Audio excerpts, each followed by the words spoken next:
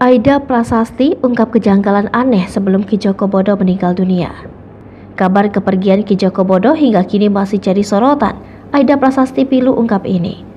Ki Joko Bodo diketahui meninggal dunia Selasa kemarin 22 November. Dikutip dari Insert Live, kabar kematian ini langsung dibenarkan oleh putrinya Aida Prasasti. Ia mengungkapkan bahwa Ki Joko Bodo meninggal dunia pada pagi hari Senin sekira pukul 9.45. Aida Prasasti meminta agar tak ada berita yang tidak-tidak tentang kepergiannya ayahnya ini. Selain itu, Aida juga rasakan kejanggalan aneh sebelum ayahnya meninggal dunia. Firasat Ki Joko Bodo akan meninggal dunia dirasakan sang anak Aida Prasasti.